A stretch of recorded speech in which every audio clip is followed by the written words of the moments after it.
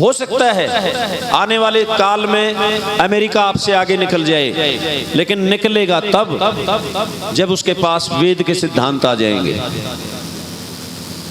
केवल किसी के पास धन ज्यादा होने से उस व्यक्ति का सुख और दुख का आकलन नहीं किया जा सकता कि एक व्यक्ति के पास धन ज्यादा है तो वो सुखी भी ज्यादा है। क्यों जी? आप इससे सहमत हैं या नहीं सहमत हैं? अर्थात धन सुख का एक साधन है। सुख के लिए अनेक चीजें चाहिए जी, अनेक प्रकार की वैरायटी चाहिए। जब कोई व्यक्ति, कोई परिवार सुखी होता है, और ये तो देश सुखी था, इस देश में रहने वाले नरनार सुखी थे, और इसी के माध्यम से पूरे विश्व की मानव जाति सुखी थी। और ये सिलसिला थोड़े समय तक नहीं चला। जितना सृष्टि का कुल समय है उसमें से केवल 5000 साल निकाल दीजिए, 6 निकाल दीजिए, 1,96,08,48,000 वर्ष तक ये सिलसिला चलता रहा अक्षुण, कोई बाधा नहीं आई। बाधा कब आई? जब हम सब आलसी हुए, प्रमादी हुए। आलसी प्रमादी होते ही स्वाध्याय छूटा, हमारी दिनचर्या छूटी, हम अपने कर्तव्य से विमुख हो गए, और इसी के कारण हमारे अंदर सत्वगुण तिरोहित होने लगे और राजसिक और तामसिक गुण आने लगे, और रजस और तमस के कारण हमारे भीतर विद्वेष आया, फूट आई, भाई भाई का शत्रु बनना प्रारंभ हो गया। और वो अभी तक चल रहा है, उसका निवारण नहीं हुआ है। ऋषि दयानंद ये बात सोच के, ये बात विचार के, अनेक बार उनके जीवन में कष्ट और दुख देखा गया। शायद एक जगह सत्यार्थ प्रकाश में भी वो लिखते हैं कि न जाने इस फूट रूपी महारोग से नारियों का पिंड कब छूटेगा, वेद की परंपराओं को फिर से कब अपनाएंगे हम, कब हमारे देश में फिर से लक्ष्मण और राम से भाई होंगे, कौशल्या सी माताएं होंगी, अंजना जैसी माताएं होंगी। आ तो सकता है वो समय, लेकिन आएगा तब जब हम सब वेद के प्रति गंभीर हो जाएं, वेद के आचरण से अपने कुल को पूरी तरह ओतप्रोत कर दें, अपने जीवन को ओतप्रोत कर दें। सोने से पहले संकल्प करके सोएं कि सौपन भी वेद विरुद्ध नहीं आना चाहिए। क्यों जी? आपके देश के राष्ट्रपति हुए अब्दुल कलाम, जिसको वो लोग काफिर कहते हैं, उसको अपना नहीं मानते हैं। अब्दुल कलाम को वो लोग काफिर मानते हैं जी। वो क्या कहते थे?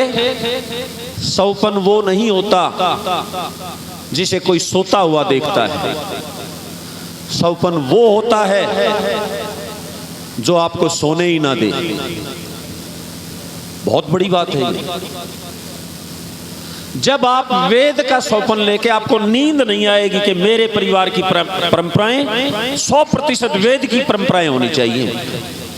आपको इस चिंता में नींद आनी नहीं, बंद हो जानी चाहिए जब तक उसे स्थापित ना कर ले। पंडित राम प्रसाद बिस्मिल, सुभाष चंद्र बोस, भगत सिंह, अशफाकुल्ला खान और ऐसे 7.5 लाख देशभक्त, ध्यान देंगे, जो सरकारी रिकॉर्ड में दर्ज हो चुके हैं। 7.5 लाख देशभक्त जिनके नाम उपस्थित हैं, जिनके एड्रेस उपस्थित हैं, उन सब लोगों ने यही सौपन देख के बलिदान दिया था अपना। एक मात्र ये सोच थी कि मेरे देश में फिर से वेद की परंपराएं फलेंगी, फूलेंगी, मेरे देश में फिर से वेद पुष्पित पल्वित होगा, हर जीवन में देखने को मिलेगा वेद। लेकिन हो नहीं रहा है। स्वतंत्रता के बाद ऐसे कर्णधार मेरे देश को मिले कि जिन्होंने इस बात की परवाह ही नहीं की। वो विदेशियों के हाथों की कठपुतली बन के इस देश को चलाते रहे। एक प्रार्थना है, आप भी उसे बोलेंगे। पहले मैं बोलूंगा, फिर आप बोलेंगे। कमर गर्दन सीधी करें, आंखें बंद करें, सावधान बैठे बैठे। ओम आ ब्रह्मन् ब्राह्मणो ब्रह्मवर्चसी जायताम् आराष्ट्रे राजन्यः सूर इषुव्योति व्याधि महारथो जायताम् दोग्ध्री धेनुर्वोढा नड्वानाशुः शक्तिः पुरन्धिर्योषाः जिष्णोरथेष्ठाः सभेयो युवास्य यजमानस्य वीरो जायताम् निकामे निकामे नः पर्जन्यो वर्षतु फलवत्यो न औषधयः पच्यन्ताम् योगक्षेमो नः कल्पताम्। ओम शांति शांति शांति। ये एक वेद का मंत्र है। आर्यों ने इसे राष्ट्रीय प्रार्थना के रूप में उपयोग किया और इस मंत्र के भावार्थ लिखते हुए कवि ने लिखा, ब्रह्मन स्वराष्ट्र में हो द्विज ब्रह्म तेजधारी। किसी भी राष्ट्र के लिए पहली जरूरत ब्राह्मण, और ब्राह्मण भी कैसे? द्विज, ब्रह्म तेज से संपन्न। क्या होता है ये ब्रह्म तेज से संपन्न? ध्यान देंगे, समाधिस्थ ब्राह्मण चाहिए। ब्रह्म तेज से संपन्न कौन ब्राह्मण है? बोलो अपने मुंह से। समाधि वाले। किसी भी राष्ट्र को, किसी भी परिवार को जो उन्नति करना चाहता है उसे ब्राह्मण चाहिए, और वो भी समाधिस्थ ब्राह्मण चाहिए जो रोज घंटों ईश्वर के निकट बैठता हो, रोज सीधी ईश्वर से शिक्षाएं लेता हो, रोज ईश्वर से अपने संशयों को निवृत्त करता हो, रोज परमात्मा के ज्ञान में डुबकियां लगाता हो, गोते लगाता हो और आनंद से सराबोर रहता हो। ऐसा ब्राह्मण, एक नहीं, ऐसे ब्राह्मणों की टीम होनी चाहिए। और मेरे आर्यवर्त में ऐसी टीम होती थी। कई विश्वामित्र बैठे थे, कई अगस्त बैठे थे, कई भारद्वाज बैठे थे, कई गौतम बैठे थे, कई कणाद बैठे थे, कई पतंजलि बैठे थे। क्यों जी? टीम होती थी या नहीं होती थी? टीम होती थी। और जब तक वो टीम रही, इस परंपरा के अंतिम कड़ी में जो थे उनका नाम था जैमिनी। बोलो क्या नाम था? व्यास जी के शिष्य थे वो, जिन्होंने कालांतर में मीमांसा दर्शन की रचना की। पूर्व मीमांसा, उत्तर मीमांसा दो आती, दोनों गुरु चेले की है, व्यास की और जैमिनी की। सबसे पहले ब्राह्मण चाहिए, फिर क्या चाहिए? क्योंकि ब्राह्मण ही अन्यों को तैयार करेगा, इसलिए सबसे पहले ब्राह्मण चाहिए। ब्राह्मण ही तैयार करता है। फिर कहा क्षत्रिय कैसे हों? कहा अरिदल विनाशकारी। अपने मुंह से बोलो। अरि का मतलब है शत्रु, शत्रु के दल का, समूह का विनाश कर देने वाले। और शत्रु बाहर नहीं होते, ये मत सोचना कि शत्रु केवल बाहर जो दिखाई दे रहे हैं, पाकिस्तान ही शत्रु है या अमेरिका या चीन ही शत्रु है। सबसे पहले शत्रु यहां हैं, इस प्रदेश में। क्यों जी? बात पकड़ रहे हैं या नहीं पकड़ रहे हैं? जो लोग यहां अंदर के शत्रुओं को नहीं जीत पाएगा, जो व्यक्तित्व, जो क्षत्रिय या जो ब्राह्मण या जो वैश्य, तो बाहर के शत्रुओं को नहीं मार सकता है। कुछ नहीं बिगाड़ सकता वो बाहर के शत्रुओं का, यदि अंदर शत्रु जीवित रहेंगे तो। काम, क्रोध, लोभ, मोह, अहंकार, विषय वासनाएं और इनको समेट दिया जाए तो 3 ऐशनाएं बनती हैं। 3 ऐशनाएं जो हमें नाच नचा रही है। अविद्या को भी निचोड़ दिया जाए तो ये 3 निकल के आती हैं। सबसे पहली है वित्त। बोलो अपने मुंह से, वित्तेष्णा, धन की चाह। पहले प्रार्थना करता है भगवान से, हे भगवान 100 रुपए हो जाए मेरे पास, बस, फिर आगे लालच नहीं करूंगा। 100 हो गए तो फिर कहता है ओहो प्रभु अब 100 की कीमत ही क्या बच गई, 1000 दे दे। अब जब 1000 आ जाए तो लाख की चाहत बनती है, लाख आ जाए तो करोड़ की चाहत बनती है, करोड़ आ जाए तो अरबों की चाहत बन जाती है। ऐशना है, इसका नाम ऐशना है। ऐशना, इसको जितना तृप्त करने का प्रयास करोगे, बोलो ये बुझेगी या भड़केगी? बोल नहीं रहे, भड़केगी।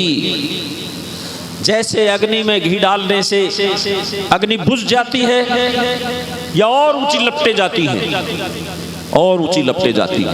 प्रैक्टिकल करके देख लेना। दूसरी ऐशना पुत्र ऐशना। धन हो गया, अरबों खरबों के मालिक बन गए आप, फिर मन में चाह जागती हो धन तो हो गया प्रभु, पर मैं चला जाऊंगा तो इसे संभालेगा कौन? पुत्र और दे दे। क्यों जी, होता है ऐसा? नहीं होता है। ऋषियों ने अपने जीवन मूल्यों को जी के और जो उनके जीवन में सत्य सत्य अनुभव हुए वो हमारे भले के लिए लिख दिए।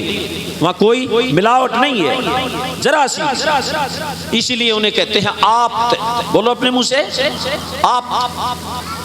जो जैसा अनुभव किया वैसा ही बताते हैं, कोई भेदभाव नहीं करते हैं, ना बढ़ाते हैं और ना घटाते हैं। वही बोलते हैं जो अनुभव है, उसी को कहते हैं आप। और कहीं ना कहीं हम सब आप होते हैं। कमरे में बैठा है, टीवी ऑन है, टीवी पे कोई कार्यक्रम चल रहा है, तो आप बाहर से आवाज लगाते हो, बेटा समाचार आ गए क्या? वहां से जो बेटा बोल रहा है हाँ आ गए या नहीं आए, तो वो आप है वहां, क्योंकि वो उस विद्या के, वो उस जानकारी के बिल्कुल निकट बैठा है। आप बाहर हो, वहां वो आप है। लेकिन ऐसे अभ्यास करते करते करते करते चाहे कितना ही बड़ा नुकसान क्यों ना हो जाए, और उसमें भी जब सत्य बोलने की आदत बन जाती है, चाहे शत्रु का लाभ क्यों ना हो जाए, लेकिन सत्य बोलने की आदत बन जाती है, वो आप कहलाता है। फिर तीसरी ऐशना जागती है, पुत्र भी आ गया। फिर कहता है भगवान धन तो बचाने वाला, धन को तो संभालने वाला आ गया, लेकिन मेरा नाम और फैले, मेरे नाम के चर्चे हो नगर में कि वे फला व्यक्ति, अरे वो तो बड़ा दानी है, उसका तो पुत्र ऐसा है, उसके पास तो गाय बड़े दुधारू है, उसकी तो दुकान पे भीड़ लगी रहती है। क्यों जी, आता है मन में? नहीं आता है। माताओं बताओ। ऐशना, ये 3 ऐशनाएं भी इस मनुष्य जीवन की एक हद तक तो होनी चाहिए, उसके बिना तो संसार नहीं चलता है। लेकिन यदि मर्यादाएं लांघते हैं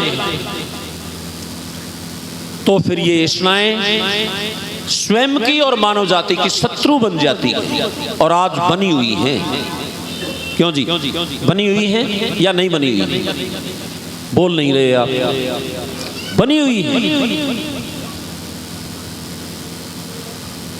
क्षत्रिय अरिदल विनाशकारी हों, और जब अपने ऊपर काबू आ जाएगा, ध्यान दें, आपके सामने टिकने वाला वीर संसार में नहीं मिलेगा। जिसने इसको जीत लिया वो पूरे ब्रह्मांड को जीत सकता है, पूरे संसार को जीत सकता है, लेकिन अपने को ही नहीं जीत पाए। आप नहीं किसी का कुछ बिगाड़ सकते थे। फिर वैश्य के लिए कहा, होवे दुधारू गव्वे वृष भास पशुआ वासुवाही। हमारे घोड़े और बैल बहुत तेज चलने वाले हों, बलशाली हों, धन धान्य से हम भरपूर हों। ध्यान दें, इन तीनों को पैदा कौन करता है? ब्राह्मण को, क्षत्रिय को, वैश्य को। बोलो जन्म कौन देता है? कौन? माता। ये 3 जब पैदा होंगे, जब यहाँ की नारी सौभाग्यवती होगी, नारी सौभाग्यवती नहीं होगी तो ये तीन पैदा नहीं होंगी। क्योंकि प्रथम गुरु कौन? सबसे पहले तो जननी कौन, और जननी बनने के बाद प्रथम गुरु कौन? माता। माताओं, आपके ऊपर जिम्मेदारी आती है। संसार को चाहे बना लो चाहे बिगाड़ लो, ये बिगड़ा हुआ है तो इसमें आपकी भागीदारी है। भले ही आप मजबूर हो किसी के सामने, लेकिन भागीदारी तो है। भले ही आपका प्रयोग किया गया हो, लेकिन भागीदारी तो है। और जब मां सुधर जाती है, ध्यान देंगे, जब नारी सौभाग्यवती बन जाती है तो घर में यजमान पुत्र पैदा होते हैं। क्यों जी? यदि मां सौभाग्यवती है तो यजमान पुत्र होंगे पैदा, और जब यजमान पुत्र पैदा होंगे जो रोज यज्ञ करेंगे, नियम अनुशासन में रहेंगे, ध्यान दें, तो जो ये पर्जन्य बादल, बरसने वाले जो बादल हैं, उतने ही बरसेंगे जितनी आपको आवश्यकता है, ना ज्यादा ना कम। लेकिन कब? जब सौभाग्यशाली स्त्रियां होंगी, नारियां होंगी, उन्हीं को यजमान पुत्र पैदा होंगे। और जब बादल समय पे बरसेंगे, ध्यान दें, लद जाएंगे फल फूल से हमारी औषधियां, वनस्पतियां, बागों में समय पे फल आएंगे, मीठे आएंगे, रसीले आएंगे, गुणवत्ता से भरपूर आएंगे, और जो उनको खाएंगे उनकी बुद्धि, बल बढ़ता चला जाएगा। और मुझे बता दो, अब जब ऐसे राष्ट्र में ऐसे राष्ट्र के लोग होंगे, ऐसे ब्राह्मण, क्षत्रिय, वैश्य और नारियां यजमान पुत्र होंगे, तो क्या ऐसे राष्ट्र की ओर कोई आंख उठा के देख सकता है? बोलो, नहीं देख सकता, किसी की हिम्मत नहीं हो सकती है। लेकिन अगर वही पुत्र ऐष्णाओं में फंसने लगे तो फिर लोग उसे खरीदेंगे, तो फिर लोग उसका फायदा उठाएंगे। और ऐसा ही फायदा इस आर्यवर्त के लोगों का विदेशी आक्रांताओं ने उठाया।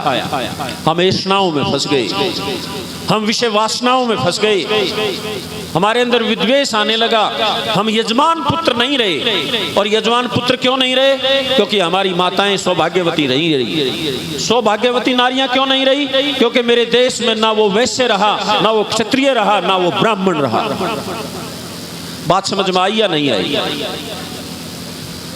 यदि राष्ट्र को उन्नत करना चाहते हो तो ये प्रोसेस है, और ये लिख के देने वाली बात है। लिख के दे देंगे, जुर्माना भर देंगे, आप इसको पूरा कर दो, रिजल्ट ना आए तो हम जिम्मेदार हैं। जो चाहे जुर्माना लगा देना, दे सकते हैं, भगवान ने इतना योग्य बनाया है। एक प्रोसेस है, किसी भी काम के करने का एक अनुशासन है, और वेद ने जो करने के काम है उन सब की थ्योरी दे रखी है। कोई हमें कहीं और भागने की जरूरत नहीं है। संसार की समस्त सत्य विद्याएं, मैं नहीं कह रहा हूं, ऋषि दयानंद ने कहा, सब सत्य विद्या और जो पदार्थ विद्या से जाने जाते हैं उन सब का आदि मूल परमेश्वर है। परमेश्वर ने वेद द्वारा वो सारी चीजें दे दी हैं, केवल हमें तो इंप्लीमेंट करना है, व्यवहार में उतारना है। अगर व्यवहार में उतार लिया तो बाजी मार लोगे। और जानते हो, इस काम को करने का स्वाद, इस काम को करने का सुख कितना मिलता है, अभी आप उसकी कल्पना भी नहीं कर सकते। कोई व्यक्ति जब युद्ध क्षेत्र में कूदता है तो युद्ध क्षेत्र में बहुत से लोगों को तो देख के ही पेशाब निकल जाता है लड़ाई को। क्यों जी? होता है, ऐसा नहीं होता। लेकिन एक योद्धा जिसके हाथ में तलवार है या बंदूक है या गोला है, जो भी, और वो रण क्षेत्र में कूदा हुआ है, उससे पूछो उस लड़ाई में क्या आनंद है। क्यों जी? अच्छा, लड़ाई को छोड़ दो, प्लेग्राउंड में आ जाओ। खेल के मैदान में मान लिया क्रिकेट का मैच चल रहा है, मैंने अपने घर में देखा ये नजारा। मेरा बेटा 1.5 साल का, बात है 28 साल 30 साल पहले की, जो वो केवल 1.5 साल का, अब तो 32 वर्ष का होने वाला है। मैच चल रहा भारत और पाकिस्तान का, हम तो सो गए और वो अकेला टीवी के सामने बैठा, और उसमें भारत हार गया। दूसरे कमरे में टीवी चल रहा था तो उसकी तेज सुबकने की आवाज आई, रो रहा था। हम भी भाई बेटा रो रहा है तो हम भी इतने थोड़ी सोए थे कि उसकी रोने की आवाज भी ना सुने। जब आवाज सुनी तो दौड़ के गया, भाई क्या बात हो गई? कहने लगा भारत हार रहा है। देश से जुड़ा हुआ था, देश से उसका इतना गठजोड़ था, भारत नहीं हारना चाहिए, ये थी उसकी दृढ़ मानसिकता। और भारत हार रहा था, कर कुछ सकता नहीं, तो रोएगा और क्या करेगा? क्यों जी? समझ में आ रही है बात? नहीं आ रही है? ऐसा जुड़ाव राष्ट्र से होना चाहिए, ऐसा जुड़ाव अपने घर से होना चाहिए। और ध्यान दें, ऐसा जुड़ाव वेद से होना चाहिए कि आपको इतना कष्ट हो जाए कि मेरे से आज ये सिद्धांत टूट गया, आज मैं इस सिद्धांत का पालन नहीं कर पाया, और उसके लिए प्रायश्चित के लिए आप तैयार हो जाओ। तो फिर देखेंगे देश आगे कैसे ना बढ़े, आपका परिवार आगे कैसे ना बढ़े, या फिर से राम कृष्ण हनुमान सीता सावित्री रुक्मणी कैसे पैदा नहीं होंगी, फिर देखेंगे हम। लेकिन ऐसा हो ही नहीं सकता कि आप ऐसा आचरण करो और ये परिणाम ना आए। 100% आएगा परिणाम, आप चलने को तैयार हो बस।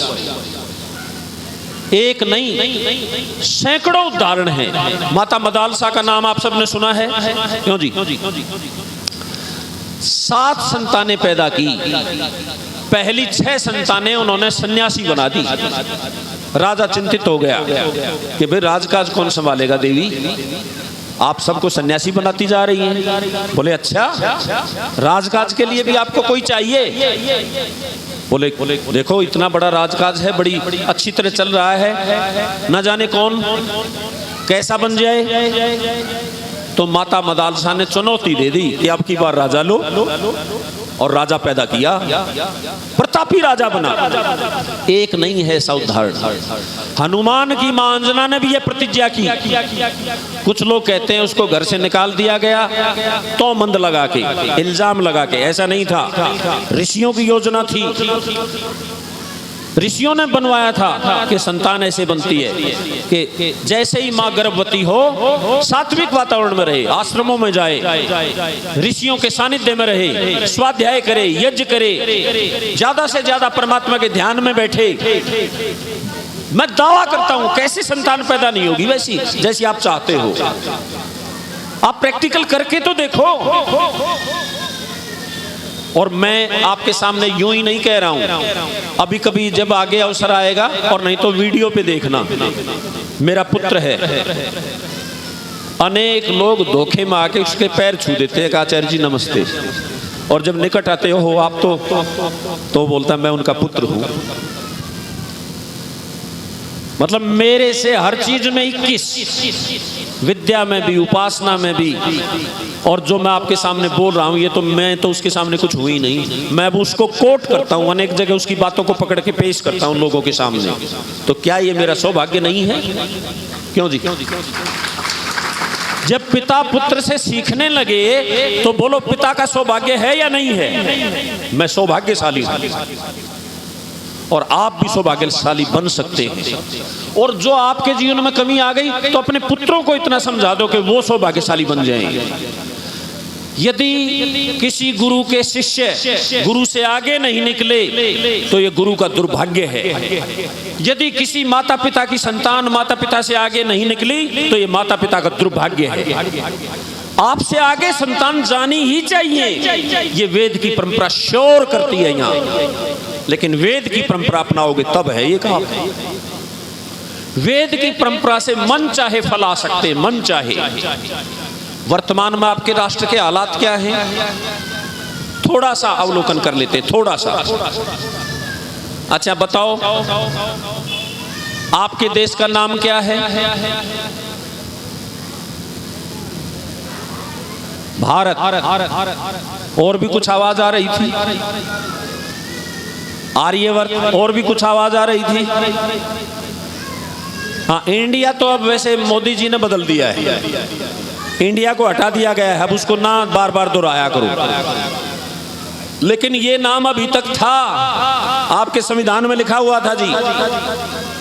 इंडिया दैट इज भारत लिखा हुआ था ये, लेकिन ये नाम इतना कलुषित नाम है। यदि आप पढ़े लिखे हैं तो ऑक्सफोर्ड यूनिवर्सिटी की जो डिक्शनरी है, शब्दकोश है जो अंग्रेजों का, उसमें देखना इंडिया शब्द के अर्थ क्या है, आपको पता चलेगा। जंगली, रूढ़ी, चोर, नाजायज संतान, ये अर्थ है इंडिया, इंडियन के। पढ़ लेना वहां।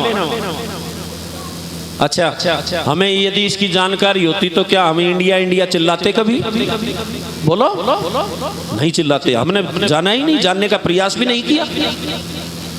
और एक और नाम, तीन ही आए, एक और चलता है, हिंदुस्तान।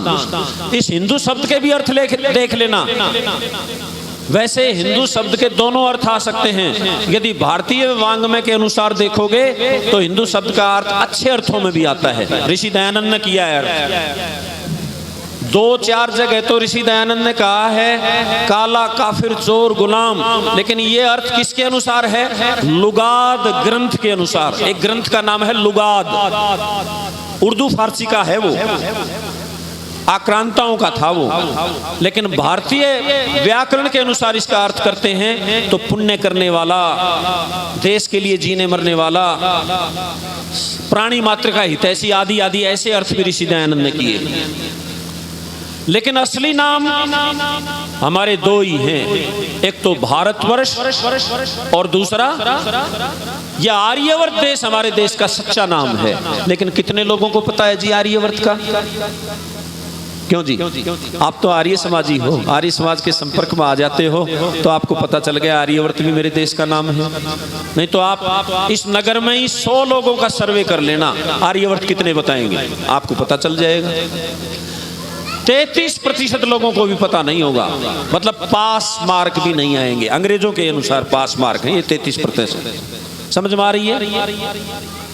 हमारे देश का नाम आर्यवर्त। और आर्यवर्त क्यों था इस देश का नाम? इस पे जब विचार करोगे ध्यान दें, क्योंकि इस देश में आर्य ही रहते थे, आर्यों के बसने का ये स्थान था। और आर्य, ए भाई अपनी बात नहीं करोगे, हाँ ध्यान इधर, और अलग अलग हो जाओ, आप उधर चले जाओ, बस आप यही, आप इधर थोड़ा सा, हाँ फासला बनाओ बस। आर्यवर्त इसीलिए था कि यहाँ के स्त्री और पुरुष, बाल और वृद्ध सब वेद के सिद्धांतों से चलते थे, वेद का पठन पाठन करते थे, आर्यों की परंपराओं का 100% निर्वाह करते थे। इसलिए इस देश का नाम बोलो क्या था? आर्यवर्त था। भले ही कोई फाइलों में बदली कर दे, भाई इंडियन से हिंदुस्तान पे आ जाओ, हिंदुस्तान से भारतवर्ष पे आ जाओ, भारतवर्ष से आर्यवर्त पे आ जाओ, लिखित में बदली कर दो और अपने आचरण को ना बदलो तो क्या ये देश आर्यवर्त हो जाएगा? बोलो, नाम से कोई आर्यवर्त नहीं होता है, काम से आर्यवर्ती बनो। वैसे ऋषि दयानंद ने एक जगह कहा है ये पूना प्रवचन में कि नाम, काम से तो गए, नाम से तो ना जाओ। लेकिन आज तो नाम से भी चले गए। क्यों जी? अब नाम कहाँ है? आर्य शब्द से नफरत करते हैं लोग।